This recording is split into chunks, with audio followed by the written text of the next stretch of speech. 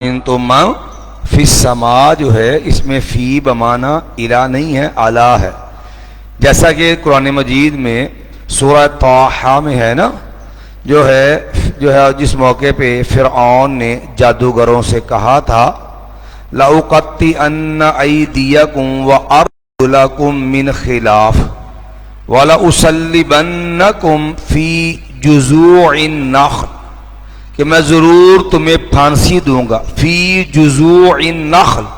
اب یہاں پر بھی جو فی ہے یہ فی بمانا اعلیٰ ہے، تو اس طرح جو ہے وہ کل الہ کی مثال کے طور پہ ہی آمین تم کا تذکرہ ہو گیا، حالانکہ وہاں الہ فی بمانا اعلیٰ ہے، جیسے اس آیت کے اندر یہ ہے۔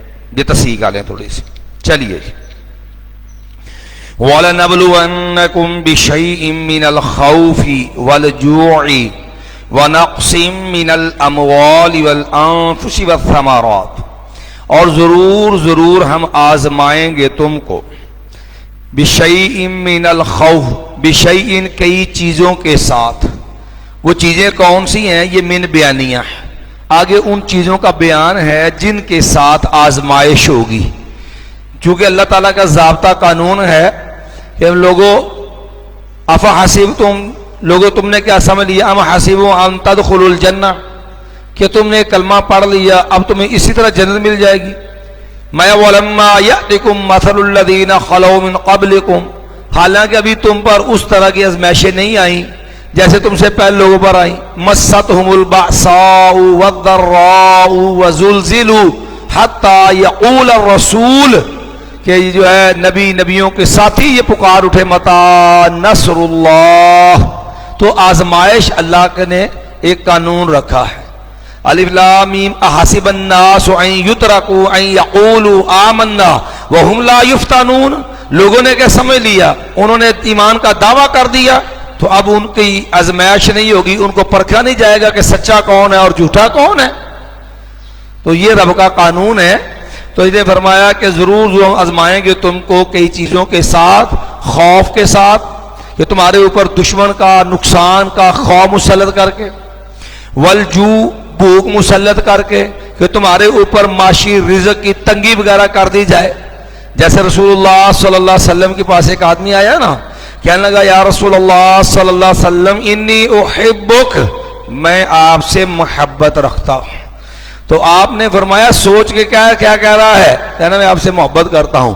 فرمایا پھر جو ہے فقیری کے لیے تنگی کے لیے تیار ہو جا، مایا کہ اس ایمان کے دعوے پہ یہ سختی جو ہے یہ بھوک اس طرح آئے گی جس طرح سیلاب کا پانی جو ہے وہ نشیبی علاقے کی طرف آتا ہے۔ مایا وَنَقْصٍ مِّنَ الْأَمْوَالِ وَالْأَنفُسِ، مالوں کی کمی کے ساتھ اور جانوں کی کمی کے ساتھ آزمائیں گے۔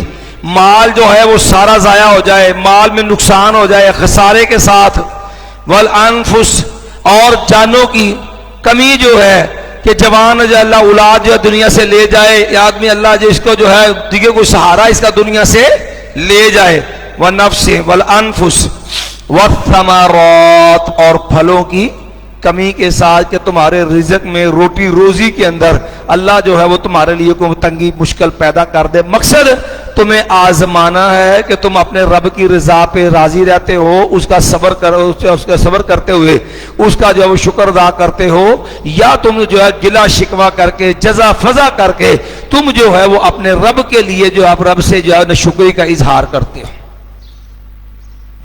وَبَشِّرِ الصَّابِرِينَ، اور آپ خوشخبری دے دیجئے صبر کرنے والوں کو۔ اور صبر کیا ہوتا ہے؟ دیکھو صبر اصل ہوتا ہے کہ جب تکلیف آئی، آزمائش آئی، پریشانی سختی الجھن بڑی، بندہ جو ہے اس کی زبان پہ رب کی تعریف کے کلمات ہوں، اِنَّا لِلَّهِ وَإِنَّا إِلَيْهِ راجعون، کوئی بات نہیں، اگر یہ چیز نہیں تو کیا ہوا، ہم نے کون سی دنیا میں بیٹھے رہنا ہے، اِنَّا لِلَّهِ، بے شک ہم اللہ ہی کے لیے ہیں، وَإِنَّا إِلَيْهِ راجعون، ہم نے بھی پلٹ کے اسی رب کی طرف جانا ہے۔ لیکن اگر رو لیا، رونا بھی منع نہیں ہے، دیکھو دل کا غم زدہ ہو جانا، آنکھوں سے آنسو آ جانا، یہ چیز صبر کے منافی نہیں ہوتی۔ جیسے رسول اللہ صلی اللہ علیہ وسلم ابراہیم علیہ السلام بیٹے کی وفات پہ روئے نا، تو صحابہ نے کہا یا رسول اللہ صلی اللہ علیہ وسلم، بلکہ آپ کے نواسے پہ آنسو نے تب کہے یا آپ کے بیٹے پہ، صحابہ نے کہا یا رسول اللہ آپ بھی رو رہے ہیں؟ آپ نے فرمایا انہا لرحمۃ، تکلیف صدمے میں آنکھوں سے آنسو کا نکل آنا یہ اللہ کی رحمت ہے۔ ابراہیم کی وفات پہ آپ نے کہا ان العین تدمع والقلب یحزن، جو ہے وہ آنکھیں جو ہیں وہ جو ہے بہ رہی ہیں، دل جو غمزدہ ہے۔ ولا نقول الا ما يرضى ربنا، لیکن اپنی زبان سے کوئی ایسی بات نہیں کہیں گے جو ہمارے رب کو پسند نہ ہو۔ لیکن اگر جو ہے وہ گلے شکوے وویلا رونا دھونا، تو اگر ایسا انداز بے صبری اپنا کے بعد میں لگا اچھا جی پھر میں صبر ہی ہے، جن پنجابی کے اندر رو رو کے جو گلا بیٹھ گیا، جو آنسو خشک ہو گئے، تو پھر کہ بندہ چلو جی ہوں پھر میرا صبر ہی ہے، تو اس کو صبر نہیں کہتے۔ جیسے نبی علیہ السلام نے فرمایا انما الصبر عند صدمۃ الاولی، صبر ہوتا ہے ابتدائے صدمہ پر۔ جیسے آپ گزرے ایک عورت قبر پہ بیٹھی نا، رو رہی تھی، نبی علیہ السلام نے میں اللہ کی بندی اس میری صبر کا، اسے نہیں پہچانا کہ اللہ کے نبی علیہ السلام ہے، وہ اپنے غم میں پریشانی میں نہ ڈال تھی، تو وہ کہنے لگی ہاں ہاں انک لم تصب بمصیبتی، آپ کو میری جیسی تکلیف نہیں نہ پہنچی، آپ اس لیے مجھے کہہ رہے ہیں صبر کر۔ بعد میں اسے پتا چلا، بتایا گیا اللہ کی بندی تو نے کیا کہہ دیا، اللہ کے نبی علیہ السلام تھے، وہ دوڑی اللہ کے نبی علیہ السلام کے پاس آئی، معذرت کی اور کہنے لگی یا رسول انی اصبر، یا رسول اللہ میں صبر کروں گی۔ تو نبی نے اللہ کی بندی اب صبر گئی، انما الصبر عند صدمۃ الاولی۔ فرمایا اب صبر کرنے والے کون ہوتے ہیں، صبر کرنے کی نشانی کیا ہے؟ الذین اذا اصابتهم مصیبہ، جب پہنچتی ہے ان کو کوئی بھی تکلیف، مصیبت کیا ہوتی ہے؟ کل ما یؤذی، ہر وہ چیز جو کسی بندے کو اذیت دے، تکلیف دے، اس کو کہتے ہیں مصیبت۔ جو چیز تکلیف دے، مصیبت دے، جو تکلیف دے، جو چیز جو ہے انسان کو اذیت پہنچائے، اسے جو ہے وہ مصیبت کہتے ہیں۔ جب انہیں کوئی مصیبت پہنچتی ہے قالوا، وہ کہتے ہیں انا للہ، بے شک ہم اللہ ہی کے لیے ہیں، وَإِنَّا إِلَيْهِ رَاجِعُونَ، اور بے شک ہم اسی کی طرف لوٹنے والے ہیں۔ اولئک علیہم صلوات من ربہم ورحمہ، تو جو لوگ صبر کرنے والے ہیں، اللہ نے اس آیت کے اندر ان کے لیے 3 انعام بیان کیے۔ مایا پہلا انعام اولئک علیہم صلوات من ربہم، صبر کرنے والوں کے لیے ان کے رب کی طرف سے ان پہ رحمتیں نازل ہوتی ہیں، مایا مہربانیاں ہوتی ہیں، صلوات مہربانیاں ان کے رب کی طرف سے، ورحمت، اور یہ تنوین تعظیم کے لیے ہے، اور بڑی رحمت ہوتی ہے ان کے اوپر، وَأُولَئِكَ هُمُ الْمُهْتَدُونَ، اور وہی لوگ ہدایت یافتہ ہے۔ إِنَّ الصَّفَا وَالْمَرْوَةَ مِن شَعَائِرِ اللَّهِ، بے شک صفا اور مروہ من شعائر اللہ، یہ اللہ تعالی کی نشانیوں میں سے ہے۔ شعائر یہ شعیراتن کی جمع ہے، تو بمانا علامت نشانی۔ فمن حج البیت او اعتمر، پس جس نے حج کیا یا عمرہ کیا، فلا جناح علیہ، تو نہیں ہے کوئی گناہ اس پر، ان یطوف بہما، جب یہ ہوتا ہے طافا یطوف طوافن، اس کا معنی ہوتا ہے چکر لگانا، طواف کرنا، یہاں پر باب تفعیل ہے، طوف یطوف تطفیفن، تو اللہ یطوف، یہ بس یا طواف ہوا تھا نا، تو اللہ یطوف، طواف، تو یہ باب تفعیل سے ہے تو حروف زیادہ ہو گئے نا، تو یہ قاعدہ نے پہلے بھی بیان کیا کہ زیادتی حروف زیادتی معنی پر دلالت کرتا ہے، اس لیے اس کا معنی خالی یہ نہیں کرنا کہ فلا جناح علیہ یطوف بہما، کہ اس پہ کو اس کا دونوں کا طواف کرنے کا گناہ نہیں ہے،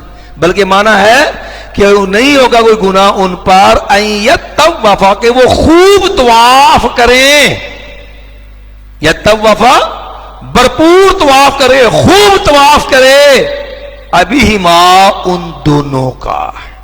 ومن تطوع، اور جو وہ نفلی طور پہ کرتا ہے خیرن کوئی بلائی، فإن اللہ، پس بے شک اللہ تعالی شاکر قدردان ہے، نیکی کرے اللہ اس کی قدر کرے گا، علیم بہت زیادہ وہ جاننے والا ہے.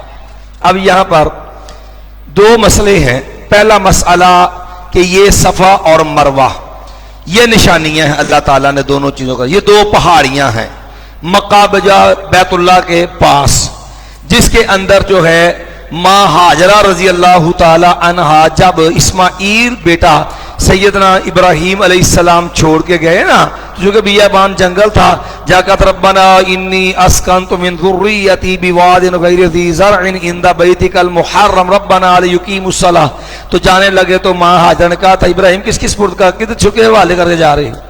ابراہیم علیہ السلام اب بڑا حوصلے کی بات ہے، بیابان جنگل رب کا حکم ہے، کوئی وہاں آبادی نہیں ہے، کہا کس کے سارے چھوڑ کے جا رہے، اب حوصلہ نہیں، خاموشی سے. تو ماں ہاجرہ نے کہا اللہ امرا کا بھی آتا ابراہیم علیہ السلام، اتنا بتا دو کہ آپ کے رب نے آپ کو حکم دیا ہے. فرمانے لگے نعم، جی ہاں میرے رب نے حکم دیا ہے. تب ماں ہاجرہ نے کہا تھا اذا لا یضیعنا، ابراہیم پھر کوئی بات نہیں، جاؤ، ہمارا رب ہم کو ضائع نہیں کرے گا.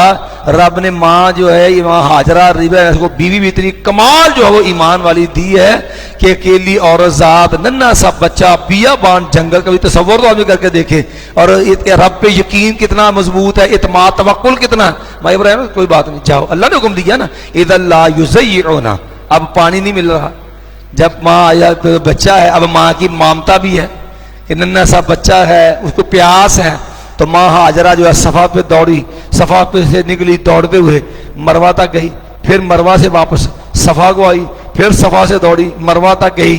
تو رب کو یہ ادا اتنی پسند آئی، رب نے اس ادا کو حج اور عمرے کا رکن بنا دیا. اس کو سعی کہتے ہیں. اس لیے نبی علیہ السلام یہ حج میں بھی فرض ہے، عمرے میں بھی فرض ہے.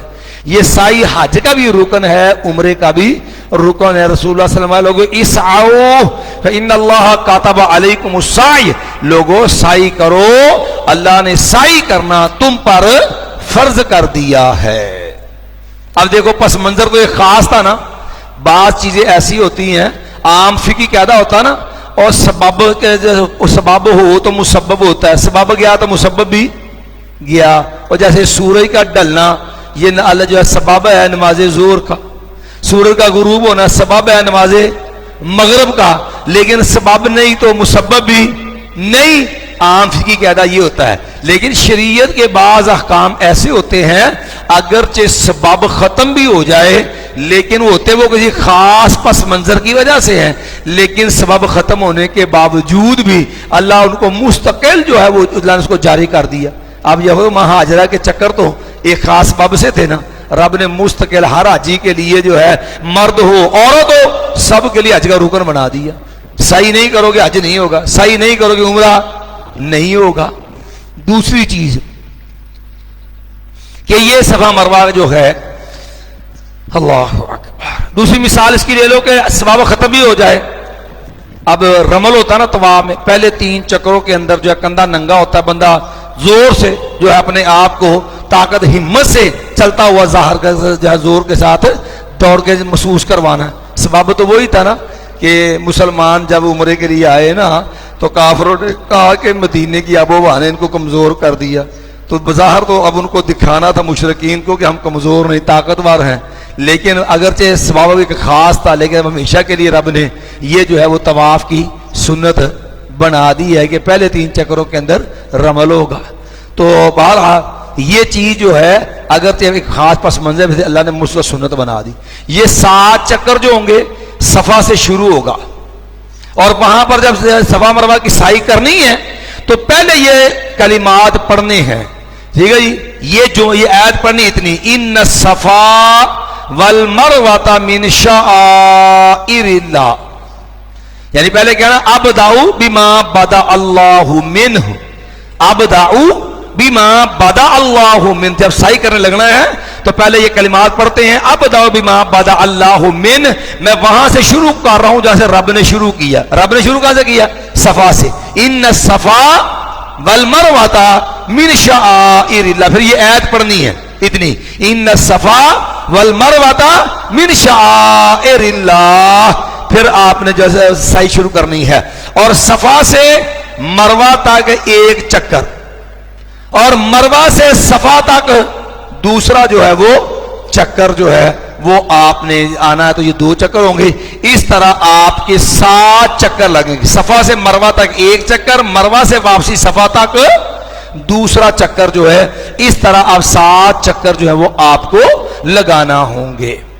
اور اس کے بعد صفا پہ کھڑے ہو کے جب چکر لگا کے آتے ہیں صفا پہ کھڑے ہوں اور تسلی سے آپ نے دعائیں کرنی ہیں. ہمارے یہاں لوگ جلد بازی بھی کرتے ہیں اور بیت اللہ کی طرف منہ کر کے آپ تسلی سے وہاں دعائیں کریں جس مشن کے لیے مقصد کے لیے گئے ہیں.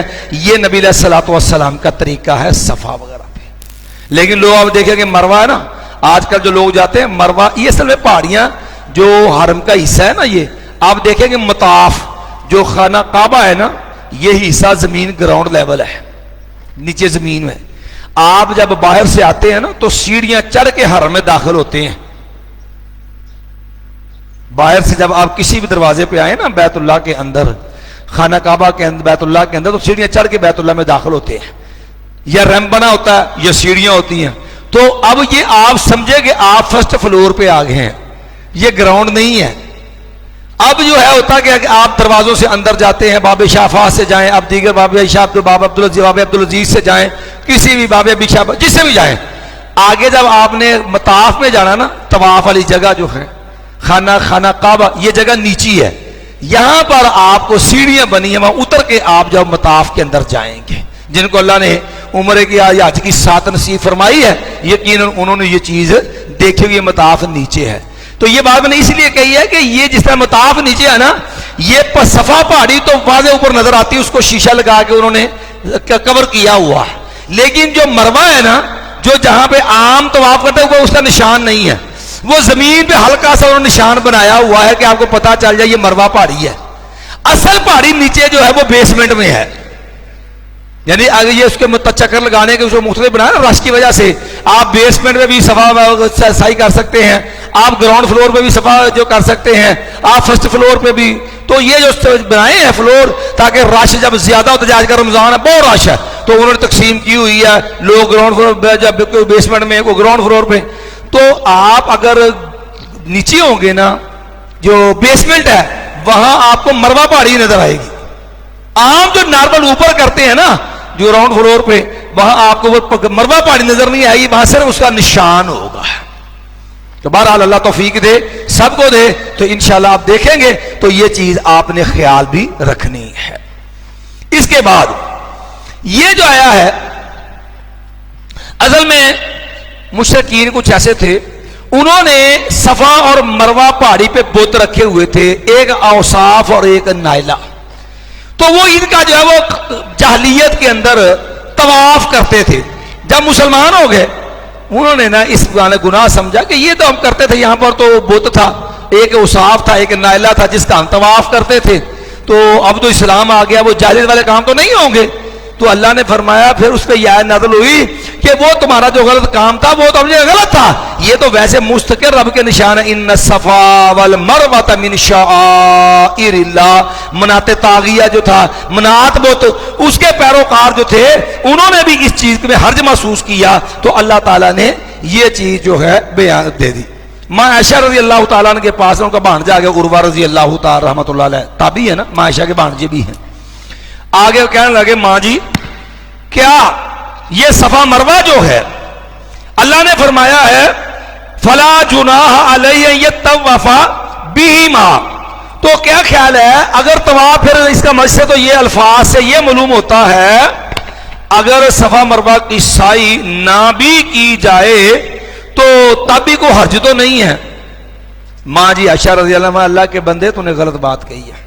دیکھ اگر سائی کی رخصت ہوتی نا تو پھر مانا ہونا تھا اللہ یطوف بہما، پھر لفظ یہ ہونے چاہیے تھے کہ اس کا نہ بھی طواف کرے ان دونوں کا. کہنے ماجی نے فرمایا اس کی اصل وجہ یہ ہے کہ اوصاف اور میلا یہ مشرقین نے دو بت رکھے ہوئے تھے جس کا وہ جاہلیت میں طواف کا، جب اسلام آ گیا تو انہوں نے اس کے جو ہے صفا مروہ کا طواف کرنے میں گناہ سمجھا کہ یہ تو کام ہمارا جاہلیت والا ہے، یہاں تو بت تھے ہم تو ان کا طواف کرتے تھے، اب تو اسلام آ گیا اب بتوں کا طواف تو جائز نہیں ہے، تو یہ بت ختم ہو گئے تھے، تو لہذا ان کے ذہن میں جو اشکال تھا رب نے جو ہے یہ واضح کر دیا کہ یہ بتوں کی وجہ سے نہیں ہے، یہ تو مستقل رب کی جو ہے وہ نشانیاں صفا اور مروہ جو ہے، اس لیے یہ رخصت نہیں ہے، یہ واجب ہے، فرض ہے، رکن ہے، حج کا بھی اور عمرے کا بھی۔ چلیے جی، ان الذين يكتمون ما انزلنا من البينات والهدى من بعد ما بيناه للناس في الكتاب اولئك يلعنهم الله ويلعنهم اللاعنون، بے شک وہ لوگ یکتمون جو چھپاتے ہیں ما اس چیز کو انزلنا من البینات جو ہم نے واضح نشانیاں اتاری ہیں، والہدى اور جو ہدایت ہم نے بھیجی ہے اس کو وہ چھپاتے ہیں، من بعد ما بعد ہم نے خوب بیان کر دیا ہے اس کو، للناسی لوگوں کے لیے، فی الکتاب کتاب میں۔ اب لوگ کون اور کتاب کون سی ہے بھی؟ یہ چیزیں ساری رب نے یہودیوں کے لیے بیان کی تھی، تورات انجیل میں نبی علیہ السلام کی نشانیاں دیگر چیزیں ہیں، اور کتاب سے مراد تورات ہے، بعد اس کے کہ ہم نے ان چیزوں کو بیان کر دیا لوگوں کے یعنی یہودیوں کے لیے، فی الکتاب کتاب میں۔ یہ پھر بھی وہ چیزیں کیا کرتے ہیں؟ چھپا لیتے ہیں، اور یہ اور بھی حق کی باتیں چھپاتے تھے، جیسے پیچھے ہم نے بیان کیا وہ ابن سوریہ آیا نا، ویل نبی علیہ السلام سے پاس کیس لے کے آ گیا، جی ہمارے ایک آدمی نے زنا کیا ہے تو آپ اس کے بارے میں کوئی فیصلہ فرما دیں۔ آپ نے کہا بھی تمہاری تورات میں کیا حکم ہے؟ تو کہنے لگے جی نحمہمھا ونضربہ ونضربہ، ہمارے ہاں تو ہوتا ہے کوئی چھتر پولا کر دے ہو، کوئی منہ کالا کر دے ہو، بس اسی میں گزارا ہو جاتا ہے۔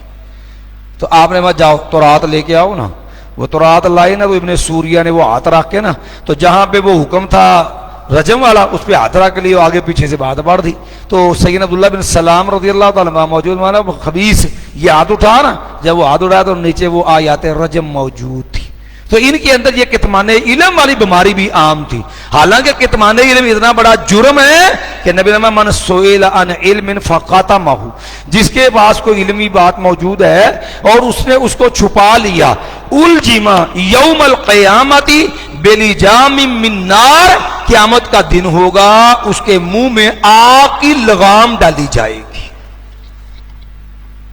اب یہ بات یاد رکھیے کہ کتمان دو وجہ سے ہوتا ہے، ایک ہوتا ہے اپنے ظلم اور مفادات کی وجہ سے، یعنی بندہ زیادتی کرتے ہوئے حق بات چھپا رہا ہے، یا اس کو اپنا لالچ اور مفاد ہوتا ہے، اسے پتا ہے اگر میں نے یہ بات بیان کر دی تو میرا جو ہے وہ معاملہ خراب ہو جانا، پھر مجھے جو فائدہ پہنچنا ہے، میرا جو معاملہ جو ہے جو نقصان سے میں بچنا چاہتا ہوں میں اسے بچ نہیں پاتا، وہ اپنے مفاد کا حق چھپا لینا یہ تو حرام ہے۔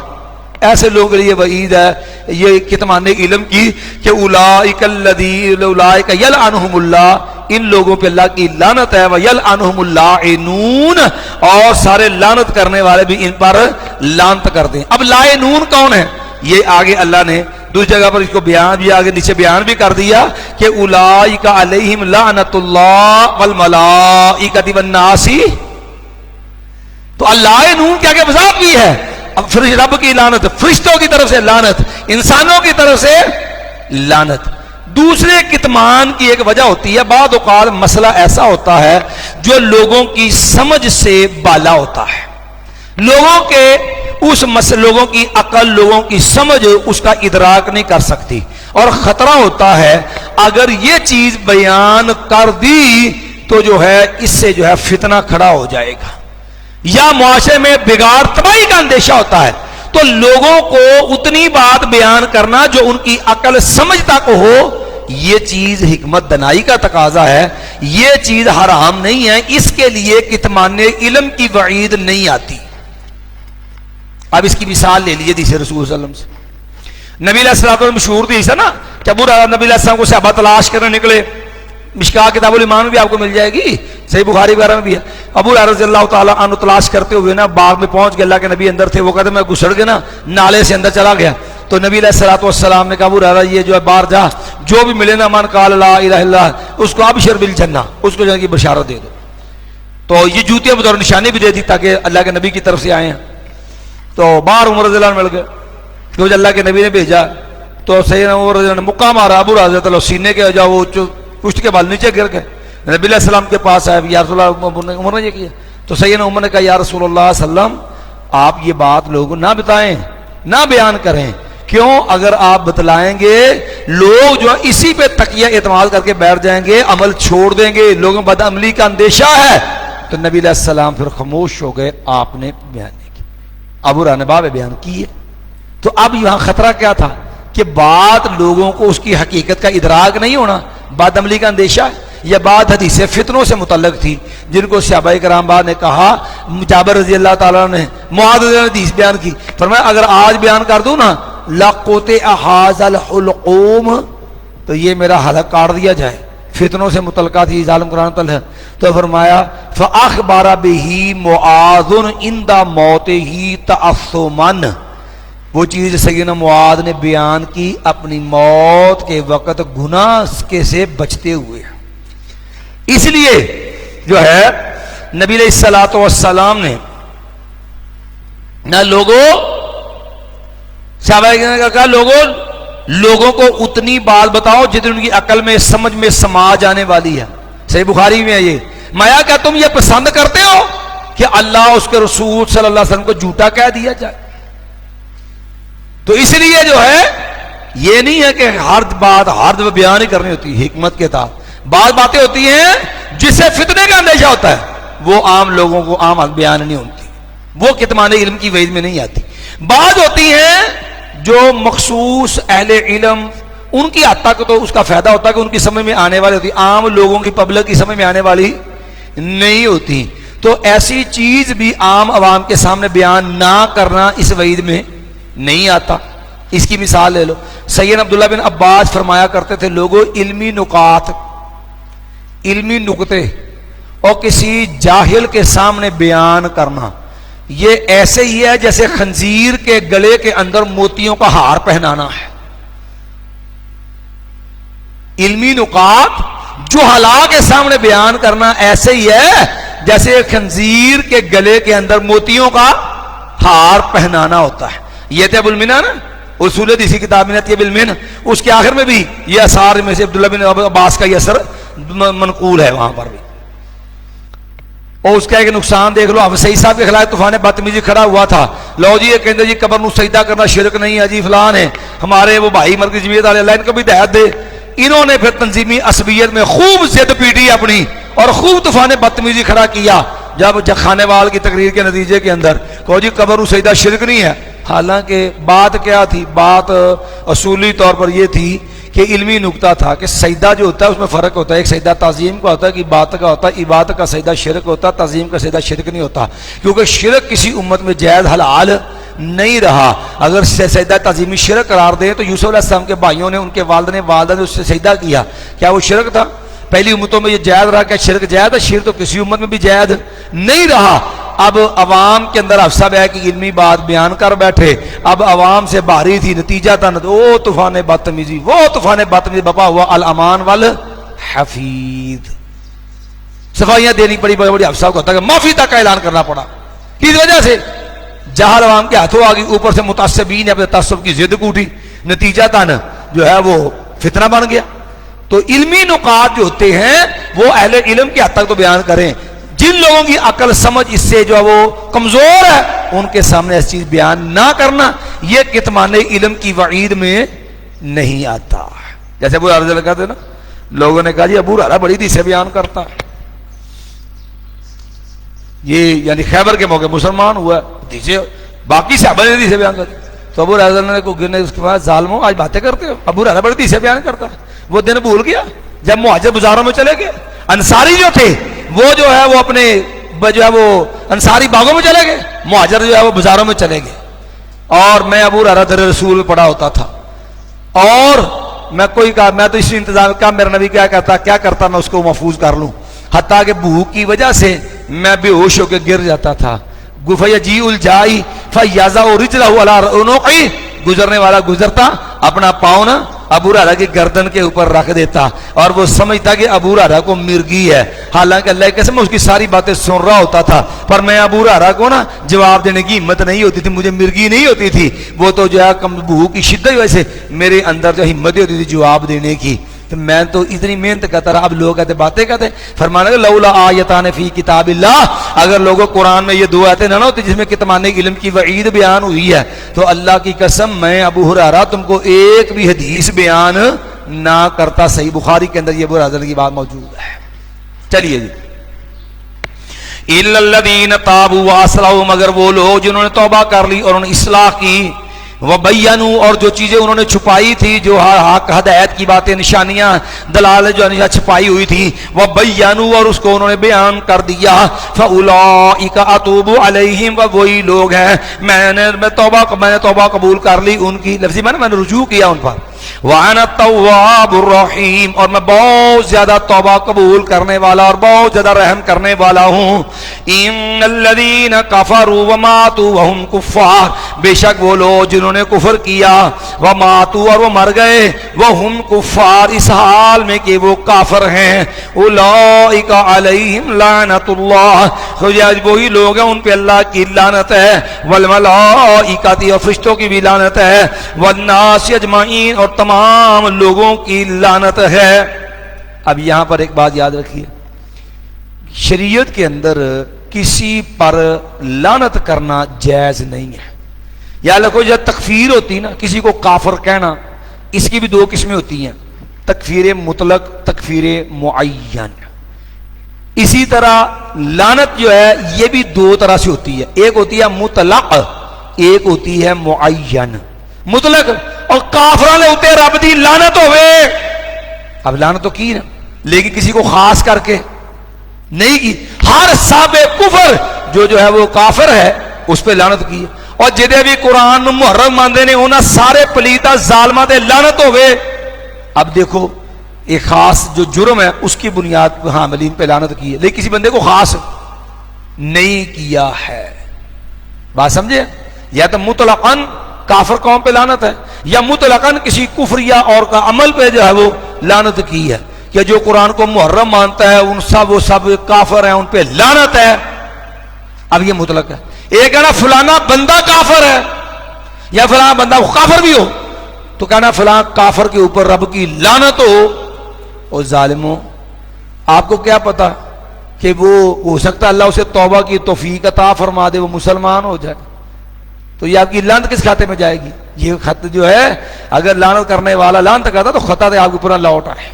تو اس لیے لعنت ہو یا تکفیر مطلقاً تو جائز ہے، لیکن معین کر کے کسی بندے کو خاص کہنا، اب دیکھو نا کئی بدبخت یہ جو ہے لعنت نبی علیہ الصلوۃ والسلام کفار پہ عمومی تو کی، خاص نہیں کی۔ اللہ نے کتنے لوگوں دے دی، جو ہے ابو سفیان رضی اللہ تعالیٰ بہترین ایمان والے جنتی صحابی کہ نبی علیہ السلام کے ساتھ تبوک کے مارکے کے اندر جو ہے وہ شامل بھی ہوئے، حنین کی جنگ میں تبوک میں ابو راجہ معاویہ بھی شامل ہوئے، ابو سفیان بھی اسلام کے بعد ایمان بھی لایا، خرچ بھی کیا، اور اس کے علاوہ جہاد بھی کیا، تو جب پکے جنتی سے ابھی ہیں۔ اکرمہ بن ابی جہل رضی اللہ تعالی عنہ، یہ بھی پہلے کافر ابو جہل کے بیٹے تھے، اللہ نے ایمان نصیب کر دیا تو ہو سکتا کفر کر دے۔ تو اس لیے یہ جو ہمارے ہاں بعد چھڑول قسم کے ہیں نا، بعد حضرات جن کو یہ پان چڑھی ہوتی ہے حسینی اور یزیدی کی، اصل میں متاثر ہوتے ہیں رافضیت سے، اور جو یزید پہ لعنت، یاد رکھو یزید پہ بھی لعنت کرنی جائز نہیں ہے، حرام ہے یزید پہ بھی لعنت کرنا۔ یزید مسلمان تھا، نہ یزید نے قتل کروایا سیدنا حسین رضی اللہ عنہ کو، نہ قتل کا حکم دیا، نہ قتل پہ راضی تھا، نہ قتل میں ملوث تھا، ہاں اتنا ضرور اس کے عہد میں قتل ہوا۔ یہ ان کی اپنی سیاسی کمزوریاں، ان کی مجبور کمزوریاں اور ان کی غلطیاں ہیں کہ انہوں نے قاتلین سے انتقام بدلہ نہیں دیا۔ اس کے اندر لوگوں کی بسا اوقات سیاسی مجبوریاں بھی ہوتی ہیں جس وجہ سے حالات ان کے پاس سے نہیں میسر ہوتے جن سے وہ بدلہ لے سکیں، لیکن ایک مسلمان ہے اس پہ لعنت کرنا حرام ہے۔ یہ ہمارے اچھے بھلے کئی ہیں، یہ ہمارے اللہ ہدایت دے مرکزی جمعیت کے ذمہ داران بھی گئی ہیں، ریاض الرحمان یزدانی ورگے نے، جنہوں نے صرف پیسے تے وجہ نہ چوکے جماعت عہدے تے مسلط کرتا، علماء بیچارے ان پیچھے سرتا کیدے واسطے کہ چونکہ علماء تاجر نہیں گے انہاں تاجراں جہلاں نو مسلط کر دیتا ہے کادے واسطے او دے واسطے جماعت دے اوتے ایسے جہلاء دے خطبے سنو کہ اے جڑے نے اے بدبخت جب مروا کے کربلا نو کفرستان دے مار کے بناون دے یزید تے لعنتاں کرنے نے اور ہے کون پنجاب دے لیول تے جماعت دے ذمہ داران نے ایسے جہلاء دی بھی تربیت ہونے والی ہے تو یہ جو لعنت کا انداز ہے یہ غلط ہے کافر پہ بھی کوئی ہے لعنت کرنی جائے نہیں یزید تو پھر مسلمان ہے تو اس لیے جو ہے یہ معاملہ محتاط رہیں اور ایک ضابطہ طے سمجھ لیں یہ بات میں نے الحمدللہ سیکھی ہے پہلی دفعہ شیخ عبداللہ ناصر رحمانی حافظہ اللہ تعالیٰ عنہ سے جب نئی نئی یہ تکفیر کی لہر اٹھی تھی نا جو ہے جی یہ خودکش بمبار ہمارے ملک میں تھے اور ہر طرف جی فلانا کافر تغوت تغوت تغوت تغوت جو ہر ایک کو تغوت اور کافر کافر تو شیخ عبداللہ ناصر رحمانی حافظہ اللہ ہمارے جامعہ کے اندر لوگوں اور شاہد دارالمحمدیہ میں تشریف لائے سوال ہوا شیخ نے بڑا ایک شاندار انداز سے علمی انداز سے بات سمجھائی کہنے لگے بیٹا ایک بات یاد رکھو کبھی بھی کسی بندے کی ذات پہ حکم نہیں لگاتے کہ فلانا لعنتی ہے فلانا کافر کسی کی ذات پہ حکم نہیں لگا ہمیشہ حکم بیٹا لگانا ہونا تو اس کے عمل پر حکم لگاؤ کس پہ حکم لگاؤ عمل پر حکم لگاؤ کیوں دیکھو ایک آدمی ہے کہ آپ کہتے ہیں کہ یہ کفر ہے مثال کے طور پہ طاغوتیت ہے جو طاغوت ہے اس پہ رب کی لعنت ہو یہ مطلق ہے اگر آپ معین کر کے کہنا چاہتے ہیں جیسے ہم نے پہلے مثال کہ جو بندہ قرآن کو تحریف کرتا محرف مانتا ہے اور قرآن کو محرف سمجھنے والے پر رب کی لعنت اب آپ نے لعنت کا مدار کیا رکھا تحریف قرآن تو تحریف قرآن تو حرام عمل ہے نا کفریہ عمل ہے لعنتی عمل ہے قرآن میں تحریف کرنا یا سمجھنا تو آپ کا حکم کس پر ہے ایک کفریہ عمل پر اب جو اس کا مرتکب ہوگا اگر وہ اس کا مستحق اس پہ واقع ہو جائے گی نہیں ہوگی تو آپ پر کوئی زد نہیں آپ نے جس کے اوپر وہ حکم صادر کیا ہے وہ عمل جو ہے وہ اس لعنت کا اس کفر کا اس کو کفر کہنے کا کیا تھا مستحق تھا تو اس لیے مدار حکم عمل پر رکھیں ذات پہ نہیں حکم کا مدار کس پہ رکھنا ہے عمل پر نہ کہ بندے پر اور انہوں سادے لفظ ہور سمجھ لو اللہ نہ کرے شریف آدمی نو تھانے جانا پوے اللہ محفوظ رکھے شریف آدمی کا کام کو نہیں تھانے چاہیے خاص کر جو ہمارے ملک کا نظام ہے بیڑا گھر کا اس میں تو بالکل نہیں ہے وہ تھانے میں نا ایک جملہ لکھا ہوتا ہے لکھا تو انہوں نے سمجھانے کے لیے ہوتا ہے جرم نفرت انسان سے نہیں جرم سے ہے نفرت انسان سے نہیں جرم سے ہے اور بھائی یہاں پر ہم پٹائی کرتے ہیں یہ معاملہ کرتے ہیں انسان سے نفرت نہیں ہوتی اس کے جرم سے نفرت ہوتی ہے تو آپ بھی یہ معاملہ رکھیے تکفیر اور یہ لعنت وغیرہ کرنا اس کا مدار جرم کو رکھنا ہے جرم پہ لعنت کرے کہ یہ جرم لعنتی ہے یہ عمل لعنتی ہے یہ عمل کفری ہے یہ عمل حرام ہے حکم کا مدار آپ عمل پہ رکھے بندے کی ذات پہ نہیں رکھنا چلیے خالدین فیہا ہمیشہ رہیں گے اس میں لا یخفف عنہم العذاب نہیں ہلکا کیا جائے گا ان سے عذاب ولا هم ينظرون اور نہ ان کو مہلت دی جائے گی وَإِلَٰهُكُمْ إِلَٰهٌ وَاحِدٌ تمہارا الہ ایک ہی الہ ہے لا الہ الا هو الرحمن الرحیم نہیں ہے کوئی الہ مگر وہی وہ رحمان بھی ہے رحیم بھی ہے شیخ البانی رحمۃ اللہ علیہ نے اس حدیث کو الجامع الصحیح میں نقل کیا صحیح جامع کے اندر صحیح الجامع کے اندر امام سیوطی کی جو کتاب اس کی صحیح ضعیف لا کی نا صحیح الجامع میں نقل کی کہ نبی علیہ السلام نے فرمایا اللہ تعالیٰ سے اللہ کے اسم اعظم کے نام سے مانگا کرو پھر نے کہ اللہ کا اسم اعظم قرآن مجید کی 2 آیتوں کے اندر ہے ایک سورۃ البقرہ کے اندر اور ایک فاتحہ آل عمران دوسرا ہے سورۃ آل عمران کا آغاز پھر دوسری حدیث میں جو انہوں نے نقل کی جو آیت ہے جس میں اللہ کا اسم اعظم ہے وہ یہ آیت سورۃ بقرہ کی نقل کی وَإِلَٰهُكُمْ إِلَٰهٌ وَاحِدٌ لَا إِلَٰهَ إِلَّا هُوَ الرَّحْمَٰنُ الرَّحِيمُ یہ آیت اس میں اعظم والی ہے اور دوسری الف لام میم اللہ لا الہ الا هو الحی القیوم. تو یہ دو آیتیں ہیں.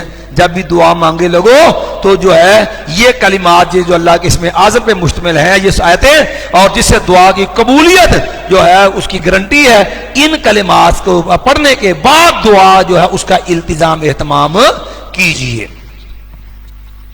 ان فی خلق السماوات والارض، بے شک آسمان و زمین کے پیدا کرنے میں، واختلاف اللیل والنہار، دن اور رات کے مختلف ہونے میں، کبھی دن چھوٹا رات بڑی، کبھی رات چھوٹی دن بڑا.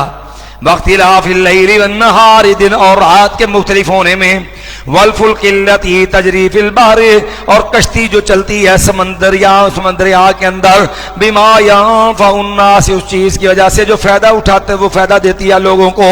وما انزل اللہ من السماء من ماء، اور جو اللہ تعالیٰ نے آسمان سے پانی اتارا ہے، فاحیا به الارض، اور اس نے زندہ کر دیا اس کے ساتھ زمین کو، بعد موتها، اس کے مردہ ہونے کے بعد. یعنی وہ زمین بنجر بیابان تھی، اللہ نے آسمان سے پانی اتار کے اس کو ہرا بھرا جو آپ کا کاشت کے قابل کر دیا. فاحیا به الارض، اور نے زندہ کر دیا اس کے بدلے اس کی وجہ سے زمین کو، بعد موتها، اس کے بنجر ہونے کے بعد مردہ ہونے کے بعد، وبث فیہا من کل دابہ، اور اس نے پھیلا دی اس میں ہر قسم کے چوپائے. دابہ اصل میں ہوتا ہے ما یدب علی الارض، ہر وہ چیز جو زمین پہ رینگتی ہے، وہ پاؤں والی ہو بغیر پاؤں کے ہو. جیسے سانپ وغیرہ کے پاؤں نہیں ہوتے، اب وہ پیڑ زمین پہ رینگتی ہے. اور اسی طرح کسی کے 2 پاؤں ہوتے ہیں، کسی کے 4، کسی کے زیادہ بھی ہوتے ہیں اشاعت الارض میں سے. تو اس لیے ہر وہ چیز ما یدب علی جو زمین پہ چلتی ہے رینگتی ہے وہ دابہ شمار ہوتی ہے. عام اور اس کا چھپایا کر لیتے ہیں، حالانکہ ایسا ہوتا ہے ما یدب علی الارض، ہر وہ چیز جو زمین پہ چلتی ہے رینگتی ہے. وتصریف الرياح، اور ہواؤں کے پھرنے میں چلنے میں چلانے میں، والسحاب المسخر بین السماء والارض، اور صحابہ کے جمع بادلوں کے، اور بادلوں کے، اور بادل جو تابع کر دیے گئے ہیں، مسخر کر دیے آسمان و زمین کے درمیان، ان سب میں لآیات، نشانیاں ہیں، لقوم یعقلون، ایسے لوگوں کے لیے، یعقلون جو سمجھنے والے ہیں. وَمِنَ النَّاسِ مَن يَتَّخِذُ مِن دُونِ اللَّهِ أَندَادًا، اور لوگوں میں سے کچھ وہ بھی ہیں، من تبیزی ہے، اور ہر کو بندہ تو نہیں نہ ہوتا ہے میں. وَمِنَ النَّاسِ، اور لوگوں میں سے کچھ وہ بھی ہیں، مَن يَتَّخِذُ مِن دُونِ اللَّهِ أَندَادًا، جو پکڑ لیتے ہیں اللہ کے علاوہ، جنہوں نے بنا رکھے ہیں اللہ کے علاوہ ایسے شریک. انداد یہ ندن کی جمع ہے، یعنی ہر وہ چیز جس کی محبت دل پر جو ہے وہ مسلط ہو جائے اور دل میں گھر کر جائے، اور وہ جو ہے اتنی بڑھ جائے کہ وہ محبت جو رب والا مقام اس سے لے جائے. اس کو کہتے ہیں ند، شریک، کہ جس کی محبت دل پہ مسلط ہو جائے اور وہ اس جو محبت بڑھ جائے کہ وہ رب کے مقام تک جا پہنچے. یعنی جو رب کا حق ہے نا محبت والا، وہ محبت والا وہ حق جا وہ لے. اس کو جو ہے وہ ند کہتے ہیں. اور وہ بت بھی ہو سکتے ہیں، وہ بھی تو نیک ولیوں کو بت ہیں، اور فوج شدگان مقرب ہستیاں جو ہیں وہ بھی ہو سکتی ہیں. دونوں مراد ہیں. جیسے قوم نوح کے 5 تن پاک تھے، ود، سوا، یغوث، یعوق، نصر، ابراہیم علیہ السلام کا بت، اسماعیل علیہ السلام کا بت، مریم رضی اللہ تعالیٰ عنہ کا بت، 360 جو بتیں لات، منات، عزا، حبال وغیرہ مکہ کے بیت اللہ کے باہر، یا ہمارے ہاں دیگر جو بزرگوں کے جو ہے وہ مڑیاں بنائی ہوئی ہیں، اور ان مڑیوں کے اندر جو ہے ان بتوں بزرگوں کو جو دفنا کے ان کے ساتھ وہ سارا سلوک جو رب کا حق ہوتا ہے وہ ان کے ساتھ کیا جاتا ہے. اور رب کے گھر جو ہے اس کو جو ہے اللہ نے یہ کعبۃ اللہ کو غلاف، یہ سنت ہے رسول اللہ صلی اللہ علیہ وسلم کی، وہی حق جو رب کا ہے وہ پوری قبر کو دیا جاتا ہے. اس کے اوپر چادریں اور شاد ڈالے جاتے ہیں، جس طرح کعبۃ اللہ کو چادر اور شاد ڈالا جاتا ہے. اور اسی طرح جو ہے کعبۃ اللہ کا تبرک جو ہے اللہ نے زمزم رکھا ہے، شفاء لما شرب لہ، اور اس درباروں کے اوپر نمک کے پیالے اور وہاں پر پانی، وہی معاملہ سارا. ادھر رب کے گھر کا چکر طواف ہوتا ہے، ادھر قبر کا پورا طواف ہوتا ہے. ادھر جو ترانہ ہوتا لبیک اللہم لبیک، ادھر ہندوؤں کی دیکھا دیکھی وہ بھجن گاتے ہیں اور ادھر قوالی والا سسٹم پورا ہوتا ہے اور سارا ادب احترام ان کا وہی ہے. ادھر کعبہ حجر اسود کو چومنا عبادت ہے. صحیح عمر نے کہا تھا حجر اسود مگر اللہ جو دیکھ انی لعالم انکا حجر لا تنفع ولا تضر، میں جانتا ہوں تو ایک پتھر ہے، نہ نفع دے سکتا نقصان سے بچا سکتا ہے. لولا انی رأیت رسول اللہ صلی اللہ علیہ وسلم یقبلک ما قبلتک، اگر میں نے اللہ کے نبی کو بوسہ دیتے ہوئے نہ دیکھا ہوتا تجھے بوسہ نہ دیتا. لیکن حجر اسود کو بوسہ دینا عبادت ہے اور ادھر قبر کو چوما جاتا ہے. جس طرح جو حجر اسود کو چوما جاتا ہے ادھر قبر کو چوما جاتا ہے. وہی حق جو رب کے گھر کا ہے وہ سارا کس کو دیا جاتا ہے؟ اس بزرگ کو، اس کی قبر کو، اس کی مڑی کو. بتاؤ پھر اس سے بڑھ کے ند اور کیا ہوگا؟ پھر ایک اس ند کی ایک ظالمانہ صورت وہ بھی بتاتا ہوں. یہ ترجمہ ہے یحبون، پھر وہ ان سے محبت کرتے ہیں کا حب اللہ، اللہ کے جیسی محبت. یہ آپ نے محبت کرتے ہیں کیسی؟ کا حب اللہ، اللہ جیسی محبت. والذین آمنوا شد حب للہ، ایمان والے زیادہ سخت ہیں اللہ سے محبت. اب دیکھو اللہ والی محبت کیسے.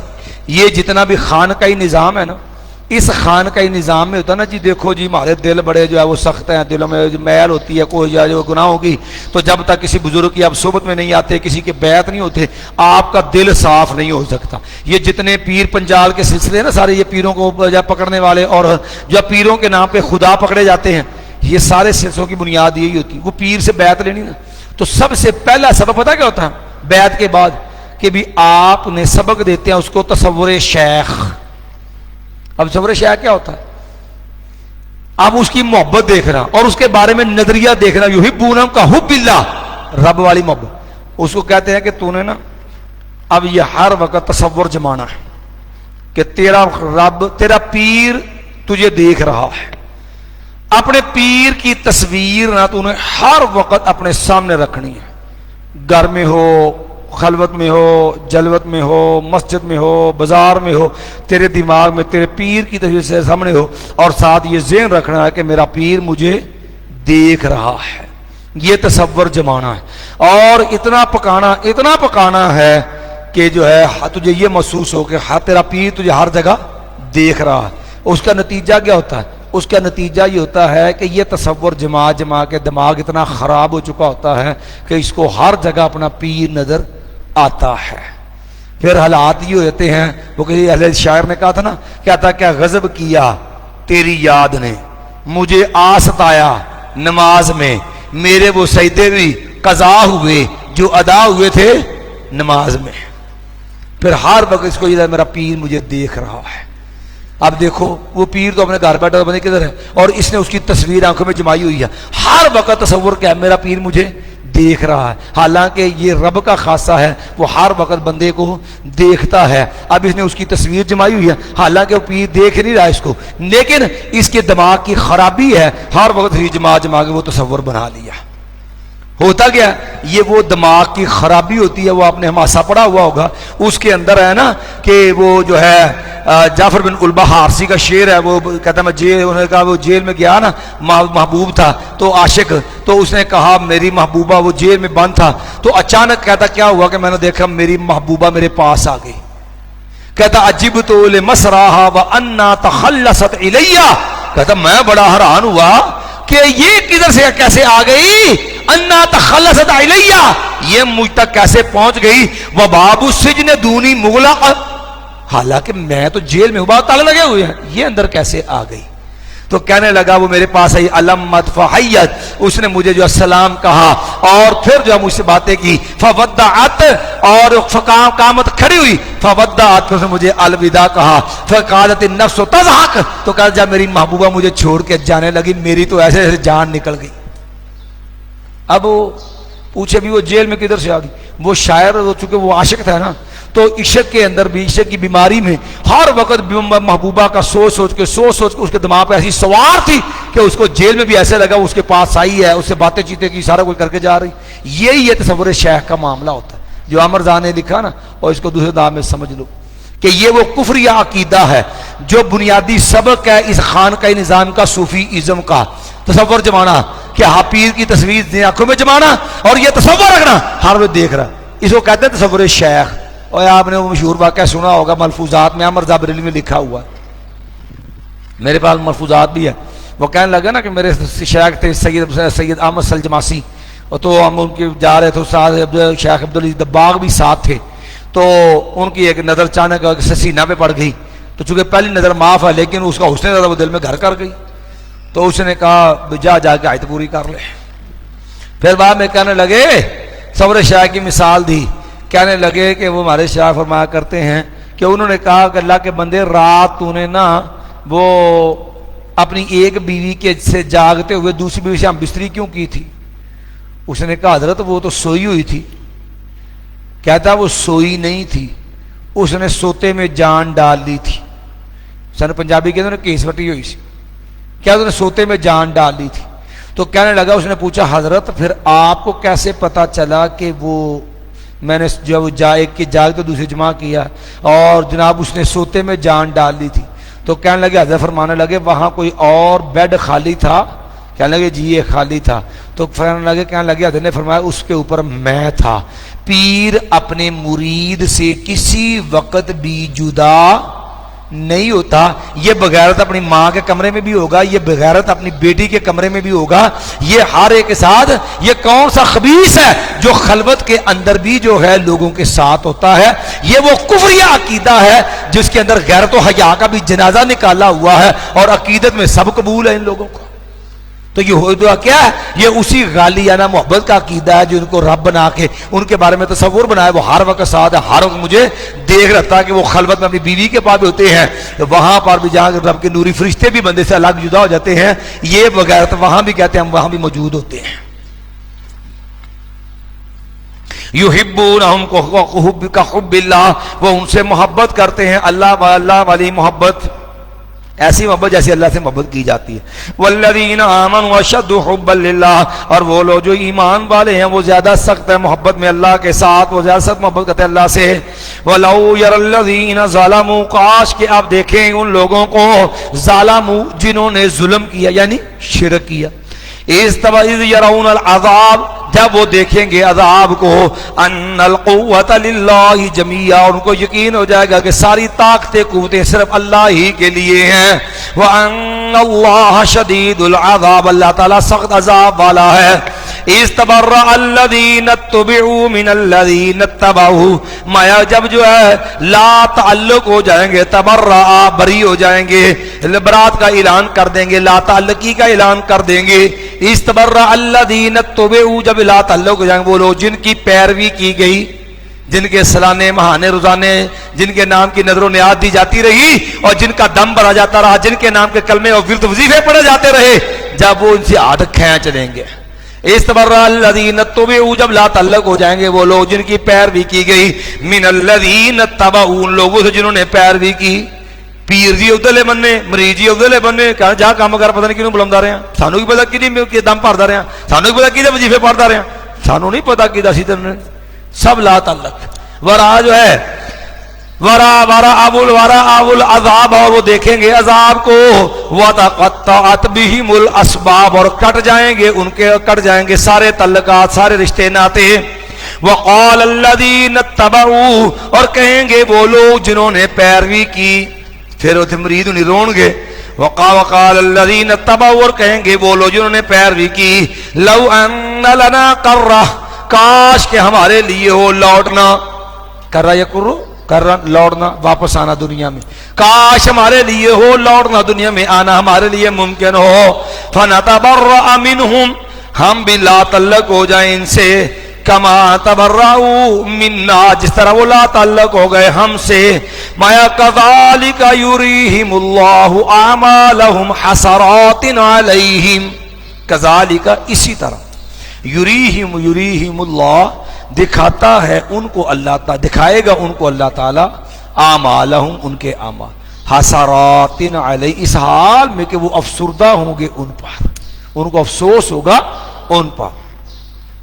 لیکن اب پچھتائے کیا ہوت، جب چوگی چڑیاں کھیت، مایا وما ہم بخارجین من النار، حالانکہ نہیں ہوں گے وہ نکلنے والے آگ سے. یا ایھا الناس، اے لوگو، کلوا مما فی الارض حلالا طیبا، تم کھاؤ ان چیزوں سے جو زمین میں حلال پاکیزہ، ولا تتبعوا خطوات الشیطان، اور نہ تم پیروی کرو شیطان کے رستوں قدموں کی، انہ لکم عدو مبین، بے شک وہ تمہارا واضح دشمن ہے۔ اب دیکھو، کلوا مما فی حلالا طیبا، قرآن مجید میں اللہ نے دو حکم دیے، نبیوں کو اللہ کہا یا ایھا الرسل کلوا من الطیبات واعملوا صالحا، لوگوں کو اللہ یا ایھا الناس کلوا مما فی حلالا طیبا، اور یہ حلال کی ترغیب دیتے ہوئے ایمان والوں کو نبی علیہ السلام سمجھایا۔ سیدنا سعد رضی اللہ عنہ تھے نا، سعد بن ابی وقاص، رشتے نبی علیہ کے ماموں بھی تھے اور اشرف بشر صحابہ کرام میں سے ہیں، تو فاتح روم و ایران بھی ہیں۔ آپ نے سیدنا سعد سے کہا تھا یا سعد اطب مطعمک تکن مستجاب الدعوہ، فرمایا تھا سعد رضی اللہ تعالی عنہ تو اپنا کھانا حلال پاکیزہ بنا لے، میں گارنٹی دیتا ہوں تکن مستجاب الدعوہ، یاد رکھ تو جو بھی رب سے دعا کرے گا اللہ تیری دعا کبھی ضائع رائے گا نہیں جانے دے گا۔ یعنی بندہ مستجاب الدعوات، اور صحابہ کرام میں جو صحابہ کرام مستجاب الدعوات مشہور تھے ان میں سیدنا سعد بن ابی وقاص رضی اللہ تعالی عنہ بھی تھے۔ کبھی صحیح بخاری باب القراءت جو ہے نا اس کے اندر جب لا صلاۃ لمن لم یقرأ بفاتحۃ الکتاب، اس حدیث سے پہلے کبھی سعد کی مقبولیت دعا کا قصہ پڑھ کے دیکھنا کہ سعد کس قدر مستجاب الدعوات صحابہ کرام میں سے تھے کہ انہوں نے بد دعا کی، رب نے کس طرح بندے کو نشانے عبرت بنا دیا۔ تو حلال رزق جو ہے اس سے دعائیں قبول ہوتی ہیں، اور اگر رزق حلال نہ ہو تو نبی میں اللہ نے جو حکم ایمان نبیوں کو دیا وہی اپنے نیک لوگوں کو دیا۔ اور پھر نبی نے ذکر کیا ایک آدمی کا مایا کے سفر کرتا، اللہ کے سفر میں دعا رد نہیں ہوتی، مایا اشعث اغبارہ، اس کے بال پڑا گندا ہیں، کپڑے اس کے گرد آلود ہیں، اور ہاتھ اس نے اٹھائے ہیں، اللہ کے ہاتھ اٹھے ہو نا، اللہ کہتا مجھے شرم آتی ہے ان ہاتھوں کو خالی لوٹا دوں، یہ مدو یہ دئی ہے، ہاتھ اس نے بڑھائے ہوئے ہیں اور کہتا یا رب یا رب یا رب، اللہ میری فلاں آیت میری فلاں آیت فلاں پوری کر دے۔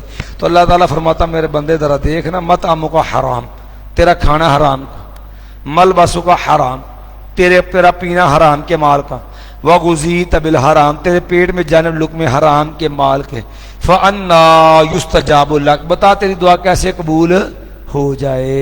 تو اس لیے میں جو لوگوں ای لحم نبتت من حرام، لوگوں جو گوشت ہے نا حرام کے مال سے پلتا ہے نا، فالنار اولا بہا، وہ جہنم کی آگ کا زیادہ حقدار ہے۔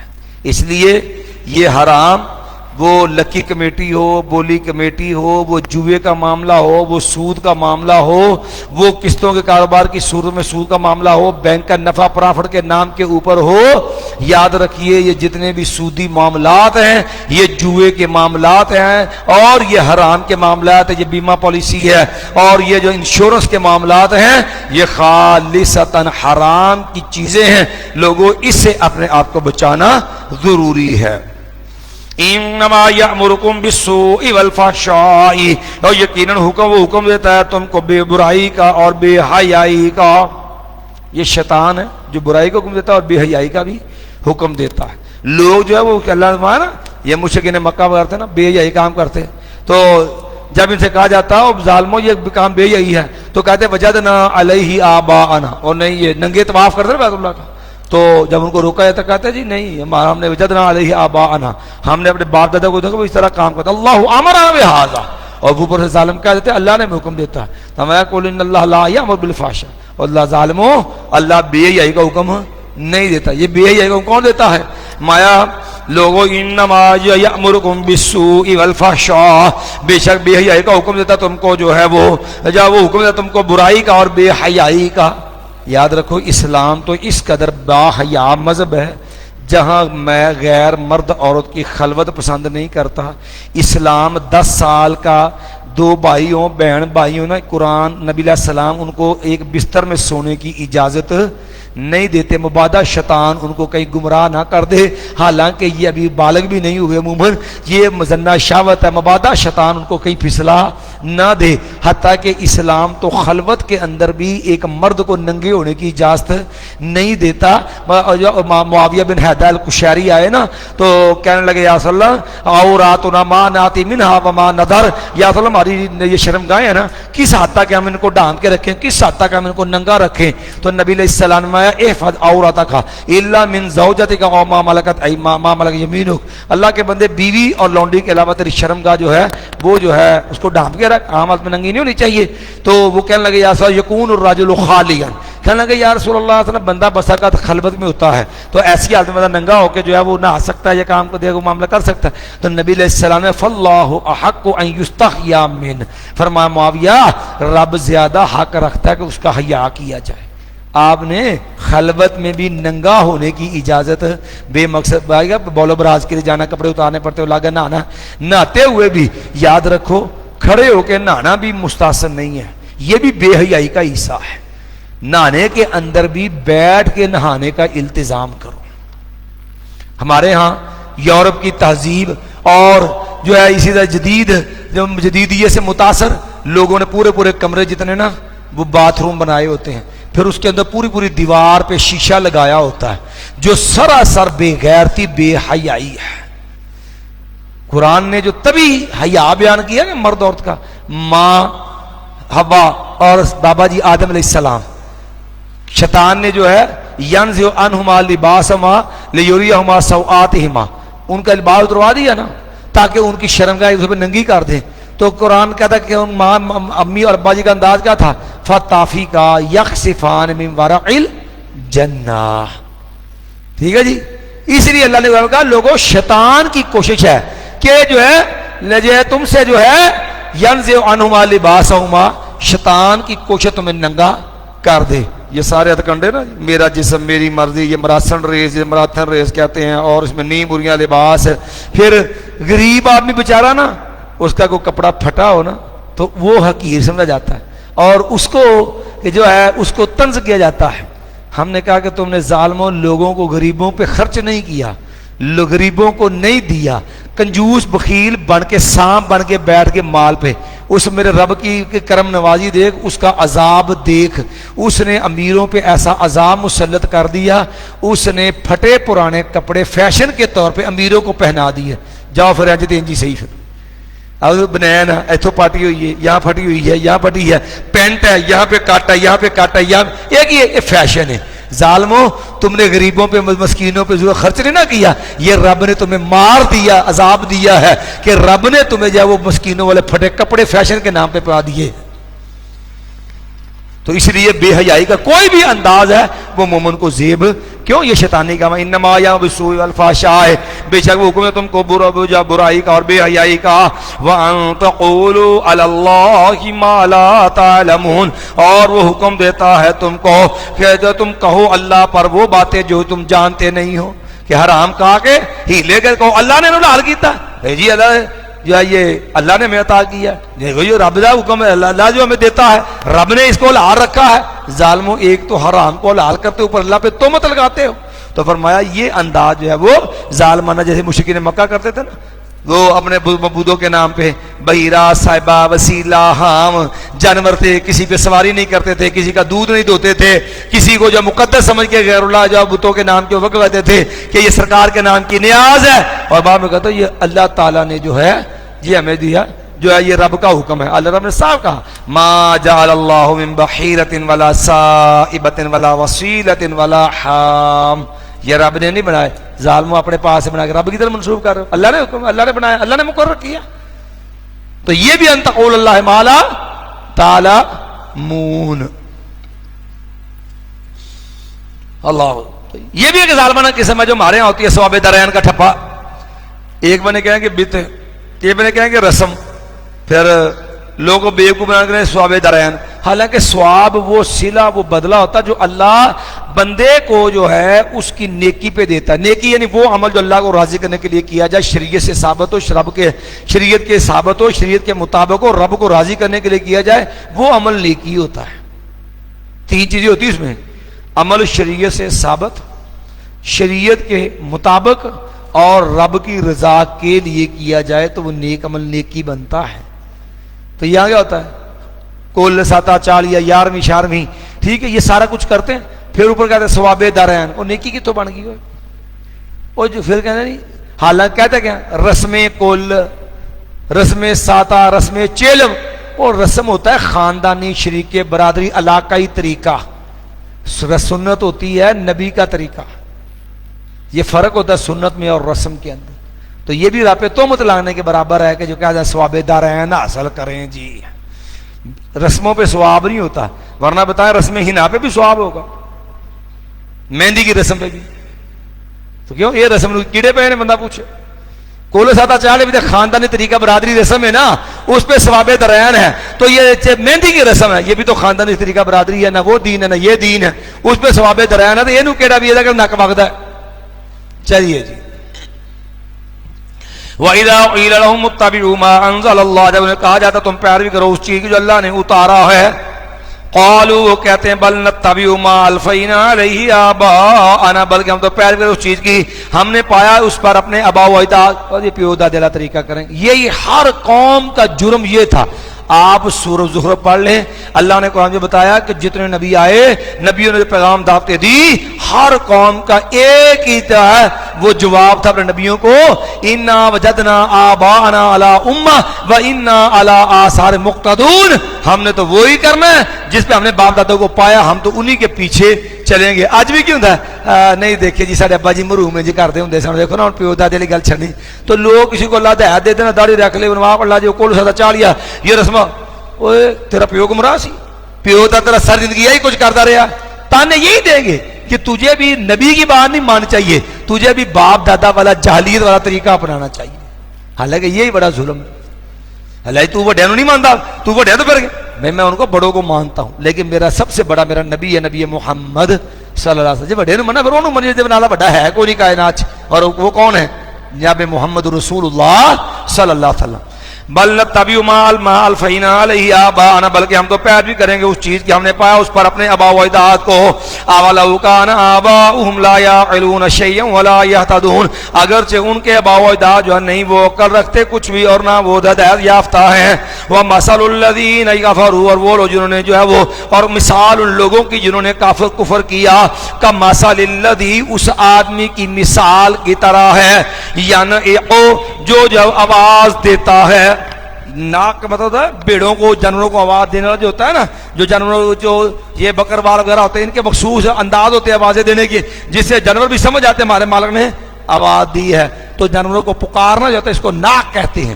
اس آدمی کی طرح جو آوازیں دیتا ہے ٹھیک ہے جی بیما ایسی چیزوں کو لا یسمعوا جو نہیں سنتے الا دعاء و نداء مگر پکار اور آواز ہی مایا کہ یہ لوگ جو سمن بہرے ہیں ان کو سنتا ہی نہیں ہے حق کی وجہ سے ان کے کان جو ہے وہ حق سننے سے محروم بکمن یہ گونگے ہیں اور یہ حق بولنے سے جو عاجز امیون اندھے ہیں رائے حق پہچاننے سے بھی بینے نبینے ہیں یعنی ایسی ان کے اوپر کفر کی نحوست ہے نہ یہ حق سمجھ سکتے ہیں نہ حق دیکھ سکتے ہیں نہ حق بول سکتے ہیں فہم لا یعقلون بعد وہ عقل نہیں رکھتے یہ مثال دو طرح سے ہے کافروں کی مثال ایک تو یہ کہ ان بیچارہ یہ کافر اس قدر جو ہے وہ گونگے بولے بہ رہے ہیں کہ اس کو بلانے والا بیچارہ ایسے ہی سمجھ لو جیسے کہ وہ بھیڑ بکریوں کو دے رہا جو ککھ نہیں پتا وہ میں کیا کہہ رہا آواز تو ان کو سنائی دیتی ہے پر ان کو کوئی سمجھ نہیں آتی دوسرا یہ ہے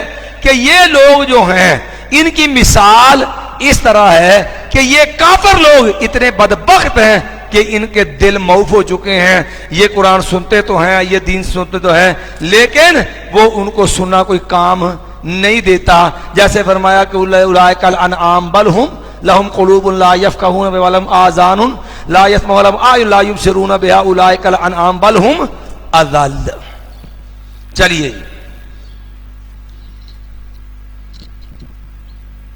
یا دوسری مثال کیا ہوگی ایک پکارنے والا دل کام نہیں کرتے یا پھر جانوروں کے کام کیا ہوتا ہے وہ انے واہ اپنے مالک کے پیچھے جا رہے ہوتے ہیں انہوں کو نہیں پتا کہ وہ ہمیں سیدھے رستے پہ جا رہا غلط رستے پہ جا رہا کہاں جا رہا کہیں نہیں جا رہا تو یہ کافر بھی اس قدر بے عقل ہوتے ہیں باپ دادا پیچھے اندھے ہو کے چلتے ہیں یہ نہیں سوچتے کہ ہمیں یہ جہنم کے گڑھے میں لے کے جائیں کہاں لے کے جائیں گے چلیے یا ایھا الذین آمنوا، اے وہ لوگو جو ایمان، فہم لا یعقلون، پر وہ کہنے رہتے یا ایھا الذین آمنوا، اے وہ لوگو جو ایمان لائے ہو، کلوا من طیبات ما رزقناکم، تین رب نے حکم دیتے ہیں، دیکھو پیچھے حکم تھا سب لوگوں کائنات کے، یا ایھا الناس کلوا مما فی الارض حلالا طیبا، پوری کائنات کو حکم، ایمان والے کو الگ حکم، یا ایھا الذین آمنوا کلوا من طیبات ما رزقناکم، اے وہ لوگ جو ایمان لائے تم کھاؤ ان پاکیزہ چیزوں سے جو ہم نے تم کو دی ہیں، نبیوں کو، تیسرا حکم نبیوں کو، یا ایھا الرسل کلوا من الطیبات واعملوا صالحا،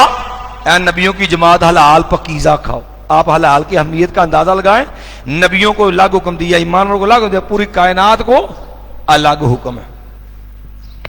میں یا ایھا الذین آمنوا، اے وہ لوگو جو ایمان لائے ہو، کلوا من طیبات ما رزقناکم، تم کھاؤ ان پاکیزہ جو ہم نے دی ہیں تم کو، واشکروا للہ، اور تم شکر ادا کرو اللہ کا، ان کنتم ایاہ تعبدون، اگر ہو تم خاص اسی کی تم عبادت کرتے، انما حرم علیکم المیتۃ والدم ولحم الخنزیر وما اہل به لغیر اللہ، اور لوگوں یقیناً اس نے حرام کر دیا تم پر المیتۃ مردار، والدم اور خون، ولحم الخنزیر اور خنزیر کا گوشت، وما اہل اور وہ چیز کے جو نامزد کر دی جائے، مشہور کر دیا جائے، پکارا جائے، بھی اس پر مشہور کر دیا، بھی اس کو لغیر اللہ، غیر اللہ کے لیے۔ اب توجہ سے، یہ مسئلہ بڑا اہم مسئلہ ہے اور اہل حق اور اہل بدعت کے درمیان ایک مارکۃ الآراء مسئلہ ہے، اہل بہ لغیر اللہ۔ پہلے نمبر پر سمجھ لو کہ میتا مردار، لوگوں مردار اللہ نے حرام رکھا، ماں سوائے ٹڈی دل کے اور مچھلی کے، جن میں اہلت لنا میتتان ہے، اور دو خون حلال ہیں، کلیجی اور تلی، یہ دو خون ہیں، دونوں حلال اللہ رکھے، حالانکہ ہوتے خون ہے یہ دونوں، کلیجی بھی خون ہے، تلی بھی خون ہوتی ہے، لیکن اللہ نے یہ دو خون بھی حرام رکھے، حلال رکھے خون میں۔ ہاں جو خون حرام ہے وہ والا خون ہے جو ذبح کرتے زمین پہ بیٹھ جاتا، باقی خون حرام نہیں ہے، جیسا کہ اللہ تعالیٰ نے قرآن جی میں دوسرے مقام میں قل لا اجد فیما اوحی الی محرما علی طاعم یطعمہ الا ان یکون میتۃ او دما مسفوحا، کہہ دیے میں نہیں پاتا اس چیز میں جو مروی کی گئی حرام مگر وہ جو مردار ہو، کھانے والے پہ اس کو حرام نہیں پاتا، الا ان یکون میتۃ، مگر یہ کہ وہ مردار ہو، او لجمیدن او لحم او دم مسفوحا، یا وہ خون ہو جو ذبح کرتے وقت زمین پہ بیٹھ جاتا ہو، لحم خنزیر یا وہ خنزیر کا گوشت، فإنہ فسق، یہ سارا جو ہے وہ گند ہے، برائی ہے۔ اس کے بعد آگے وما اہل بہ لغیر اللہ، اب یہ اہل بہ لغیر اللہ عام طور پر بعض مترجمین نے بھی یہ غلطی کی ہے، اور بعض لوگ یہاں ایک مغالطہ دیتے ہیں کہ اس کا معنی کرتے ہیں وما اہل بہ، اور جس کو ذبح کیا جائے لغیر اللہ، غیر اللہ کے لیے، حالانکہ یہ معنی غلط ہے۔ اہل یہل احلال، یاد رکھنا اس کا معنی ذبح کرنا نہ لغتاً صحیح ہے نہ عرفاً صحیح ہے۔ اہل یہلو کا معنی ذبح کرنا نہ لغتاً صحیح ہے نہ ہی عرفاً صحیح ہے۔ مفسرین اکرام نے جو اس کے ترجمے تفسیر کے اندر ذکر کر دیا، جو غیر اللہ کے نام پہ جانور وہ ذبح کرتے تھے وہ اہل بہ لے گئے کہ غیر اللہ ہے۔ یاد رکھو وہ غیر اللہ کے نام پہ جو جانور مشہور کر دیے جاتے تھے، ان کا قرب حاصل کرنے کو دیے جاتے تھے نا، وہ اس کی ایک خاص ایک قسم ہے ذبح، لیکن اہل کا معنی ذبح کرنا نہیں ہے۔ پہلے اہل کا معنی سمجھ لو، پھر انشاءاللہ یہ بات آپ کو سمجھ آ جائے گی۔ دیکھو اہل یہل احلال، اس کا معنی ہوتا ہے رفع الصوت، آواز کو بلند کرنا۔ اس کی استعمالات دیکھ لو، لغت کی بڑی کتابیں جتنی ماضی دیکھ لو، امام راغب کی مفردات دیکھ لینا، اہل یہل اس کے استعمالات دیکھ لیں۔ لفظ بولتا ہے استحل الصبی، بچے کا رونا. اور جیسے حدیث میں بھی ہے نا, ایک آدمی تھا نا, ایک دو عورتیں سوتنے تھی, وہ لڑ پڑی, ایک نے دوسری کو کوئی چیز ماری, وہ خیمے کی چھڑی ماری, وہ اس کا جو وہ حاملہ تھی, وہ اس کے جو پیٹ میں بچہ تھا جو مر گیا, تو وہ جنین مر گیا. تو نبی علیہ السلام میں اس کی دیت دینی پڑے گی, ایک گرا, ایک لونڈی یا غلام. تو اس کے جو ورثاء تھے نا عورت کے, جس عورت نے مارا تھا, وہ کہنے لگے یا رسول اللہ ہم کیسے جو اس کی دیت دیں؟ ملا اکالا ولا شارب, ملا اکالا ولا شارب ولا صاح ولستحل, ولا صاح ولستحل, نہ یہ رویا نہ یہ چیخا. فمثل ذالک یطل, ایسے بچے تو بیکار ہوتے ہیں, ان کی تو قدر و قیمت ہی کوئی نہیں جاتی. آپ نے کہا کہ یہ تو کہانوں والی باتیں ہیں, گورا دینا پڑے گا. تو بچہ کا رونا جو ہوتا ہے نا, اس کو عربی میں کہتے ہیں استحلال. بچے کا رونا چیخنا, رونے کی آواز بلند کرنا, اس کو کہتے ہیں استحلال. اسی طرح قرآن میں یس اہلا, اس کا معنی کیا ہے؟ آوازوں کو اونچا کرنا. پہلے دن کا جو چاند ہوتا ہے نا, اس کو بھی ہلال کہتے ہیں.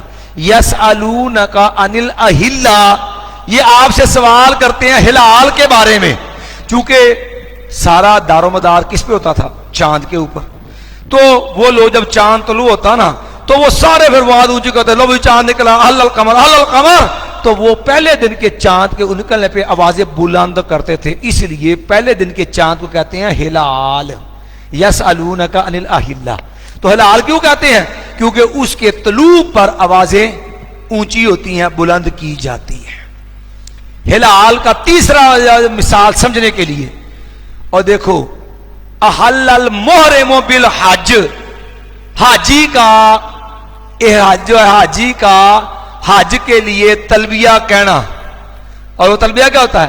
حاجی کا اونچی میقات سے احرام باندھ کر کے میقات سے اونچی آواز سے تلبیہ پڑھتے ہوئے جانا, لبیک اللہم لبیک لبیک لا شریک لک لبیک ان الحمد والنعمت لک والملک لا شریک لک. اب یہ تلبیہ ہوتا ہے اونچی آواز سے کہ آہستہ آواز سے؟ اونچی آواز سے تلبیہ پڑھنا ہوتا ہے میقات سے لے کے طواف شروع کرنے تک. حاجی ہو یا جو ہے وہ جو عمرہ کرنے والا بھی ہوگا, وہ بھی کہتا ہے, اور اس کو کہتے ہیں احلا. تو احلا کا معنی سمجھنے کے لیے تین مثالیں ہم نے دی کہ اس کا معنی ہوتا ہے آواز کو اونچا کرنا. استحلال السبیل, احل المحرم بالحج, اور ہلال چاند کے طلوع ہونے پہ آوازیں بلند کرنا. تو یہ جو اس کے استعمالات ہیں وہ آپ دیکھ لیں کہ احلا کا معنی ہوتا ہے آواز کو اونچا کرنا. تو احلا بہی لغیر اللہ کا معنی وہ چیز, وہ جانور ہو غیر جانور ہو جو غیر اللہ کا قرب حاصل کرنے کے لیے اس کے لیے نامزد متعین کر دیا جائے, مشہور کر دیا جائے, اس کے لیے نامزد کر دیا جائے. اے بکرا پیر عبد القادر جیلانی دے نام دا ہے, اے گاں حاجی شیر دے نام دی ہے, آ ککڑ جو ہے وہ پیر سیسر کائی دے نام دا ہے, یہ جو ہے وہ فلاں چیز جو ہے اے دیگ اے کی دے نام دی, اے داتا صاحب دے نام دی دیگ. اب دیکھو ان فوت شدگان ہستیوں کے نام پہ یہ چیزیں کیوں دی جاتی ہیں, ان کے لیے مشہور کیوں ہی ہیں؟ اے بکرا قیدہ ہے, اے جی پیر حاجی پیر عبد القادر جیلانی صاحب دے نام, پیر عبد القادر جیلانی صاحب دا, اے گاں اے داتا صاحب دی ہے جی. اور بھائی داتا صاحب دے مالک تے نہیں, پیر عبد القادر جیلانی تو مالک تے نہیں ہے, داتا کہتے ہیں نا یہ لوگ, اس کو مالک تو نہیں ہے. اب یہ نسبت ملکیتی تو نہیں نا ہے, اور جیسے کہتے ہیں اے گھر قیدہ ہے, اے حاجی صاحب دا, اے گڈی کی دی ہے, اے چودھری صاحب دی ہے, تو وہ حرام ہوگی. اور بھائی یہ جو کہتے ہیں یہ مکان کس کا ہے, کہتے ہیں فلانے حاجی صاحب دا, یہ گاڑی کس کی ہے, یہ چودھری صاحب کی. یہ نسبت ملکیتی ہے, اس کی تو ویسے ہی نہیں ہے. یہاں نسبت کی بات ہے تقرب کی. تقرب کیا ہوتا ہے؟ تقرب ہوتا ہے کہ فوت شدگان سے یا کسی اپنے کسی بھی نیک ہستی سے ما فوق الاسباب اس سے نفع کی امید رکھنا, اس سے نقصان سے بچنے کے لیے اس کی مدد کی امید رکھنا, یہ جو ہے, اور اس سے قرب حاصل کر اس کا نفع حاصل کرنے کے لیے, نقصان سے بچنے کے لیے ان کے نام پہ جو چیز دی جائے یہ تقرب ہے. اور ٹھیک ہے, تو ہلا کیا ہو گیا؟ یہ ہوتا ہے تقرب. یعنی غیر اللہ سے ما فوق الاسباب نفع نقصان کی امید رکھنا، ان سے ان کی آس رکھنا، یہ قرب ہے، یہ تقرب ہے. اور اس تقرب کے حصول کے لیے جو نذرانہ دیا جاتا ہے، جو نیاز دی جاتی ہے، وہ نذرانہ وہ نیاز ہے احل بہ لغیر اللہ. بات سمجھے؟ اور یہ بات سمجھ آ گئی ہے؟ اب یہاں ایک فرق سمجھنا. یہ لوگ عام طور مغالطہ دیتے ہیں جی، کہتے ہیں جی دیکھیں کہتے بکرا فلانے دے نام دا بکرا جی حاجی صاحب دا ہے فلانی. یہ ہم نے پہلے ایک وضاحت کر دی، یہ نسبت ملکیتی ہے، یہاں مسئلہ قرب کا ہے. ٹھیک ہے. نمبر 2 معنی احلال کا واضح ہو گیا کہ احلال کا معنی ہوتا ہے غیر اللہ کا قرب حاصل کرنے کے لیے اس کے نام پر کوئی چیز مشہور کرنا، خواہ وہ ذبح کرنے والی ہو ویسے ہو، وہ جو ہے وہ سالن ہو، روٹی ہو، دودھ ہو، وہ جو شہد ہو، وہ چاول کی دیگ ہو، وہ بکرا ہو، وہ جو بھی غیر اللہ کے نام پہ مشہور کر دی جائے قرب حاصل کرنے، وہ کیا احل بہ لغیر اللہ. یہاں جو دھوکہ دیتے ہیں مغالطہ، وہ دوسرا ایک اور دھوکہ دیتے ہیں. وہ کہتے ہیں نہیں وہ اپنے بتوں کے نام پہ جانور ذبح کرتے تھے، ہم تو اللہ کے نام پہ دیتے ہیں، ہم تو اللہ کے نام پہ دیتے ہیں. وہ کس کے نام پہ دیتے تھے؟ وہ تو ذبح کرتے تھے بتوں کے نام پہ. تو پہلی بات ہم نے آپ کو واضح کر دی احلال کا لغوی معنی اور اس کے استعمالات سے کہ احلال کے معنی میں ذبح کا مفہوم ہے ہی نہیں ہے. احلال کے اندر ذبح کا مفہوم ہے ہی نہیں ہے. اس لیے ہاں مفسرین نے جو بعض صورتیں ذکر کی ہیں یا یہ معنی کر دیا بعض جگہ پر کہ جی غیر اللہ کے نام پہ جانور ذبح کرنا، تو بھائی یہ بھی احل بہ لغیر اللہ میں شامل ہے. وہ غیر اللہ کے نام پہ آپ ذبح کریں تو وہ بھی تو احل بہ لغیر اللہ کی شکل ہے. وہ غیر اللہ کے نام پر نامزد اور مشہور کرنے کی ایک عام مشہور شکل تھی، وہ بھی مفسرین نے اس کے تحت کیا کر دی؟ ذکر کر دی ہے. اس سے مراد یہ نہیں ہے اللہ اس کے نام پہ ذبح کیا جائے، خواہ نام تم اللہ کے نام تم اللہ کا لو، لیکن مقصد جو ہے فوج شدہ کسی غیر اللہ کا قرب مطلوب ہے. غیر اللہ کے قرب حاصل کرنے کی چیز جب اس کے نام پہ مشہور ہوگی تو یاد رکھو وہ حرام ہے، بدترین جو ہے وہ شرک ہوگا. 2 وجہ سے. نمبر 1 تو قرب جو ہے وہ حاصل کرنا یہ صرف رب کا خاص ہے، رب کا حق ہے کہ رب کا قرب حاصل ہے، کیونکہ نفع نقصان کی امید کس سے رکھنی چاہیے؟ اللہ سے. تو یہ جو ہے غیر اللہ کے نام پہ جو دینے والا ہے یہ نفع نقصان کی امید ما فوق الاسباب کس سے رکھتا ہے؟ اپنے جو ہے پیروں سے، اپنے فوج شدگان سے. پہلا حرام ہونے کی وجہ یہ ہے کہ رب کے حق میں ڈاکہ زنی کرتے ہیں. دوسری وجہ وہ چیز جو رب نے دی ہوئی ہے، رب کی دی ہوئی چیز غیر رب کے نام پہ دینا، یہ چیز جو ہے یہ دوسرا بڑا ظلم ہے اور اس جو ہے چیز کے حرام ہونے کی بنیادی وجہ ہے. اب بات سمجھ آ گئی اس چیز کی؟ اب دیکھو یہ جو نظر مانتے ہیں جی اگر میرا فلانا کاج میں سرکار دے نام یا داتا صاحب دے نام فلاں بزرگوں کے نام کے اوپر ایک دیگ دوں گا، بھائی داتا دے نام دی دیگ کے لیے شادی انہیں کیتا ہے. اب دیکھو یہ سمجھتا ہے کہ کام اس نے کر کے دیا میرا، یہ نفع کی امید کس سے رکھتا ہے؟ اس جو ہے وہ دربار والے بزرگوں کی. تو یہ قرب کس کا چاہتا ہے؟ اس کا. تو اس کے قرب کے طور پہ نذرانے کے طور پہ یہ دیگ اس کو دینا چاہتا ہے. یاد رکھو ایسی نظر ماننی حرام اور یہ ایسی چیز کھانا بھی حرام کو یہ ما احل بہ لغیر اللہ ہے. اور یہ بات فقہ حنفی کے اندر مسلم ہے. آپ فتاوی عالمگیری اٹھا لیجئے. فتاوی عالمگیری کے اندر اگر کوئی جو ہے کہ بعض لوگ جو ہیں نظر حرام کہ کسی پیر کی کسی بزرگ قبر پہ جاتے ہیں اور یجعل سترہ علی راسہ قبر کا شاڑ اپنے سر پہ ڈال لیتا ہے اور ڈال کے کہتا ہے یا فلاں یا شیخ اے فلاں بزرگ ان ردہ غائبی، اگر میرا گم شدہ بندہ مل جائے، او اوف یا مریضی یا میرے بیمار کو جو ہے وہ صحت مل جائے، ان ردہ غائبی او اوف یا مریضی او قضیت حاجتی یا میری حاجت پوری ہو جائے، فلک قضا و قضا تو میں تیرے لیے جو ہے اتنا اتنا دوں گا، من الذهب والفضة والشمع والزيت، میں تیرے دربار کے اوپر اتنا سونا دوں گا، اتنی چاندی دوں گا، یا اتنا زیتون دوں گا، یا اتنا جو ہے تیرے دربار کے اوپر تیل دے کے جاؤں گا. تو فقہ حنفی میں لکھا فہذا النذر حرام، ہذا النذر باطل، یہ باطل ہے، حرام ہے. کہتے کیوں؟ کہتے کئی وجہ سے. لأن النذر عبادت، نذر کیا ہے اور نذر کیا حرام کیوں ہے؟ کہتے ہیں حرام کی وجہ سن لو. لأن النذر इबादतुन वल इबादत नजर इबादत है, वल इबादत लोग गैरिल्लाह ला यजूज, ये नजर इबादत है। नंबर 2 गैरुल्लाह की इबादत हराम है। और नंबर 2 वल मंजूर लहू मैयतुन, फिर जिसकी नजर मानी जा रही है वो मैयत है, मुर्दा है। और अगर ये मैयत के बारे में तसर्रुफ का अकीदा रखता है कि सरकार मुझे नफा पहुंचाने पे कादर है, खा ये डेड समझे या वास्ते से नहीं अल्लाह की अता से, ये बिला दलील जाली अता के दावे करे, तो याद रखो अगर मैयत के बारे में ये अकीदा रखता है कि वो मेरे नफे पे कादर है, मेरे नुकसान पे कादर है, मुझे नफा टालने पे कादर है, फायदा पहुंचाने पे कादर है, तो कहते हैं तो ये इत्काद कुफर है, उसका ये नजरिया कुफरिया नजरिया है जो मैयत के बारे में ये इत्काद रखता है। अब बतलाइए हमारे यहाँ क्या होता है, कब्र का सार सर कब्र खड़े, सरकार ये काम कर दो, मैं जो आपके नाम पे देख दूंगा, मैं फलां में देख सुखी है सरकार दे ना दी, कादी सुखी है उन्होंने की था रब दे ना देने मैयत के नाम क्यों देते हो। 11वीं है, अच्छा भी 11वीं क्या भी देखो, अगर ना ना देती तो मस्जिद थाना च खून आ जाएगा। देखो जो इसलिए देता है 11वीं कि जो है अगर नाना दी तो मेरी भैंस मर जाएगी, मेरी भैंस के थनों में खून आ जाएगा, तो अब वो देखो नफे की उम्मीद है किससे, पीर अब्दुल कादर जिलानी से, डरता है नुकसान पहुंचाने किससे, पीर अब्दुल कादर जिलानी से। तो ये कुर्ब हासिल कर रहा है किसका, पीर अब्दुल कादर जिलानी का, और उस कुर्ब के लिए नजराना क्या दे रहा है, 11वीं का दूध।